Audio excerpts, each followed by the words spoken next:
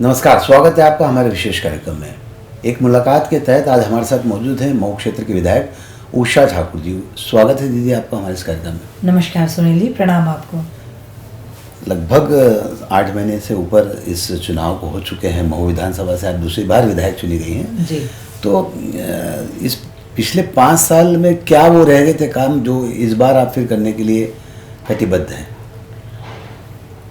विगत 5 वर्षों महू की सेवा करते हुए जो देखा कि मूलभूत आवश्यकताओं के बहुत सारे कार्य शेष रह गए थे, क्योंकि 2 वर्ष तो कोरोना ने निरर्थक ही कर दिए थे। इसके चलते कुछ विशेष हो नहीं पाया। 2008 से महू क्षेत्र के नागरिकों की मांग थी कि जानापाव महेश्वर ड्रिप इरिगेशन, ये एक असंभव सी योजना थी, पर प्रभु कृपा से और जनता के आशीर्वाद से माननीय मुख्यमंत्री जी को जब निवेदन किया तो ये असंभव योजना को भी संभव बनाने में उनके आदेश के बाद अब उसका DPR वगैरह बन गया है, टेंडर भी लग गया है। टेंडर खुलते ही जानापाव महेश्वर ड्रिप इरिगेशन का काम द्रुत गति से प्रारंभ होगा और इसके माध्यम से 68 गांव मानपुर क्षेत्र के जो पीने के पानी से कहीं वंचित थे, सिंचाई का पानी भी नहीं था, मुझे लगता है इसके बाद इस क्षेत्र के किसानों की तकदीर बदलेगी। वो 2-3 फसलें ले पाएंगे और अपनी आर्थिक दृष्टि में भी अच्छा सुधार कर पाएंगे। जानापाव को एक तीर्थस्थल के तौर पर विकसित करने को लेकर भी पहले भी काफ़ी काम हुआ है, उस दिशा में भी कुछ और प्रयास होंगे? जानापाव जो स्थान है वो भगवान परशुराम की जन्मस्थली है, महर्षि जमदग्नि माँ रेणुका की तपस्थली है। और ऐसा कालांतर में जब पढ़ा, इतिहास देखा तो माँ रेणुका आयुर्वेद के माध्यम से लोगों को प्राकृतिक चिकित्सा और इलाज भी देती थी। तो मन में आया कि इसे निश्चित रूप से फिर से नेचुरोपैथी सेंटर का केंद्र बनाया जाना चाहिए। और जो अत्याधुनिक यंत्र आए हैं अभी के, उनसे यदि हम अपने अपने क्षेत्रों के आध्यात्मिक ऊर्जा का नाप करते हैं तो तपस्वियों का ये कहना है कि सर्वाधिक आध्यात्मिक ऊर्जा जानापाव कुटी में है, इसलिए उसको धार्मिक पर्यटन स्थल, क्योंकि माननीय मोदी जी का बड़ा मन है कि स्पिरिचुअल टूरिज़्म पर सभी प्रदेशों में काम हो, तो हम इसको स्पिरिचुअल टूरिज़्म के रूप में विकसित कर रहे हैं। यहाँ पर ध्यान कुटी भी बना रहे हैं और मंदिर का सौंदर्यीकरण और परिसर का सौंदर्यीकरण भी चल रहा है। पहली पारी में 5 करोड़ रुपया सैंक्शन किया था, उसका काम हो चुका है। और अभी तो माननीय मुख्यमंत्री जी वरद हस्त से कि जो चाहिए लीजिए, पर जानापाव का अद्भुत विकास होना चाहिए। वहाँ संस्कृत विश्वविद्यालय हो, वहाँ नेचुरोपैथी का सेंटर हो, वहाँ ध्यान कुटी हो, इन सब परिकल्पनाओं को हम पूर्णता प्रदान कर रहे हैं। आपने पर्यटन और संस्कृति विभाग को भी काफ़ी अच्छे से देखा है जी। और महू के आसपास अगर हम देखने जाएं तो नेचुरल रिसोर्सेज बहुत हैं, चाहे वो चोरल हो, इसके अलावा भी कई ऐसी जगह है जहाँ पर पर्यटन को विकसित किया जा सकता है और ज़्यादा विकसित किया जा सकता है। तो इस दिशा में भी कोई कार्य योजना पर काम हुआ है? जी सुनील जी, हमारे पूरे महू में 40 पिकनिक स्पॉट्स हैं। और आप जानते हैं नाइट कल्चर के हम तो शुरू से विरोधी रहे जी। तो इंदौर में तो नाइट कल्चर आखिरकार बंद हुआ। अब मुसीबत हमारे महू की बढ़ गई। यहाँ से सारी भी 25 किलोमीटर की दूरी पर है, सारे लोग महू के पिकनिक स्पॉट्स पर नज़र आते हैं। तो अब हम जिस चिंता में लगे हैं कि उन सबका जो अधोसंरचना है उसका सुधार हो, तो हम माननीय गडकरी जी को एक प्रस्ताव बनाकर निवेदन कर रहे कि 40 पर्यटन स्थल हैं, आवागमन के मार्ग अच्छे हों तो दुर्घटनाएं नहीं होंगी। और 3-3 राष्ट्रीय स्मारक, महू वो सौभाग्यशाली विधानसभा है जब बाबा साहब अम्बेडकर का जन्म स्थान है, टंटिया क्रांति सूर्य टंटिया मामा की कर्मस्थली है और भगवान परशुराम की जन्मस्थली है। इसके कारण इसका महत्व और बढ़ जाता है। और मुझे पूरा विश्वास है, हमेशा गडकरी जी तो हमारे कहते हैं कि आप तो प्रस्ताव लाओ, सब करेंगे, कहीं कोई कमी नहीं है। तो मुझे पूरा विश्वास है कि जब प्रस्ताव उनके सामने पहुंचेगा तो हमें 40 पिकनिक स्पॉट्स की अधोसंरचना सुधारने का बजट मिलेगा, सड़कें अच्छी होंगी, आवागमन सुगम होगा। इसके साथ ही हमने प्रशासन क्योंकि अभी एक बहुत बुरी दुर्घटना हो गई थी जाम गेट पर। जी जी। तो उसके बाद प्रशासन को सख्त निर्देश हमने दिए कि 40 पिकनिक स्पॉट्स पे हम बोर्ड लगा रहे हैं। हमने माननीय जिलाधीश जी से भी आग्रह किया कि ये लग जाए कि रात 8 बजे के बाद कोई भी पर्यटक यहाँ ना रहे। भाई आप पिकनिक मनाइए, घूमिए, पर अपने समय से घर चले जाइए। रात्रि में यहाँ कोई किसी प्रकार का कामकाज ना हो। आपके मंत्रित्व कार्यकाल में मंदिर में पुजारियों को लेकर काफ़ी अच्छी सुविधाएं आपने देने का प्रयास किया। फिर मुझे ध्यान आता है कि स्कूली शिक्षा में भी आपने धर्म से रिलेटेड शिक्षाओं को लेकर भी काफ़ी काम किया।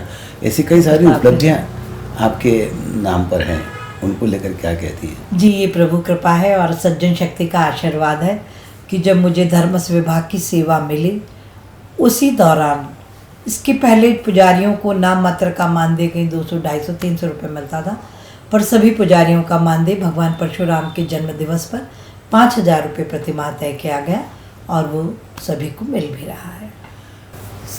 धर्म से स्कूली बच्चों को जोड़ने में भी आपने एक अभियान चलाया था जिसमें काफ़ी अच्छी सफलता हासिल हुई थी।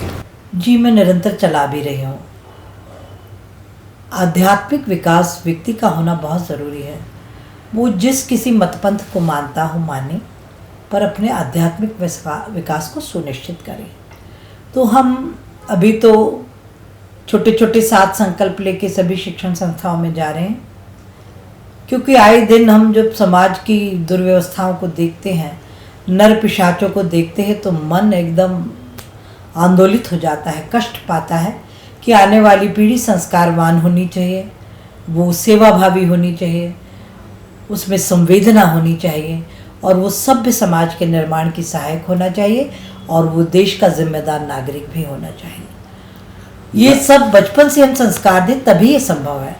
तो अभी हमने 7 सूत्री संकल्प लेकर हम निकले कि सब बच्चों से बात करें, अभिभावकों से भी बात करें कि यदि हम अपने परिवार में सुख, शांति और समृद्धि चाहते हैं तो हम, बच्चे हमारी दौलत हैं, हमें उनको संस्कारित करना होगा और उन्हीं को एक जिम्मेदार नागरिक बनाने में सारी शक्ति हमको अपनी लगानी चाहिए। तो हम पहला संकल्प करा रहे हैं कि हर परिवार मंत्रमय परिवार हो। कराग्रे वस्ते उठते से हम करते हैं, स्नान के बाद सूर्य भगवान को मंत्र देते हुए जल चढ़ाते हैं। फिर भोजन मंत्र, यदि भोजन करें तो शाम को दीप जलाएं और रात्रि में भी नींद में जाने से पहले आधे घंटे पहले घर का टीवी बंद हो और कोई प्रार्थना आती है तो कीजिए, नहीं आती है तो श्री राम जय राम जय जय राम का जाप कीजिए।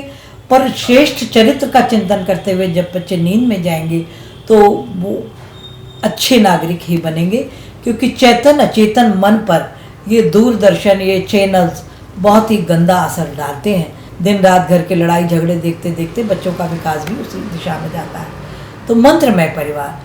फिर शंखमय परिवार, दूसरा संकल्प, यदि आप सनातन में आस्था रखते हैं तो सूर्योदय सूर्यास्त के वक्त शंखनाद करें। इससे भी लाभ आपका ही, आपके फेफड़े मजबूत होंगे। कोरोना जैसी कोई बीमारी भी आ जाए तो जीवन में आपका कुछ नहीं बिगाड़ पाएगी। तो शंखमय परिवार। फिर शास्त्रमय परिवार। हम देखते हैं लोग अपने घरों की बैठकों को बहुत बेशकीमती चीज़ों से सजाते। मेरी प्रार्थना है सजाइए, बहुत अच्छी बात है, पर बैठक की मुख्य टेबल पर रामचरितमानस और गीता की एक पोथी रील पर रखी हो। कम से कम 5 दोहे उसके अर्थ सहित रोज पढ़े जाएं। गीता का एक श्लोक पढ़ा जाए, क्योंकि सांसारिक ज्ञान का सर्वश्रेष्ठ माध्यम कोई है तो गीता और हमारा रामचरितमानस है। इसलिए सब इसका ज़रूर से चिंतन करें और इस पे काम करें। फिर शस्त्रमय परिवार। यदि हमें अपनी अस्मिता, अपने मान सम्मान की रक्षा करनी है तो शस्त्र भी हमारे पास होने चाहिए। हमारे कोई देवी देवता ऐसे नहीं जिनके हाथों में शस्त्र ना हो। लाइसेंस लीजिए, आपकी सामर्थ्य, रिवॉल्वर लीजिए, 12 बोर लीजिए।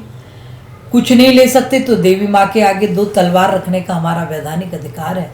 वो अधिकार तलवार रखें, घर के दरवाजे के पीछे एक बड़ा डंडा रखें, क्योंकि आत्मरक्षा ये भी सबकी जिम्मेदारी होनी चाहिए।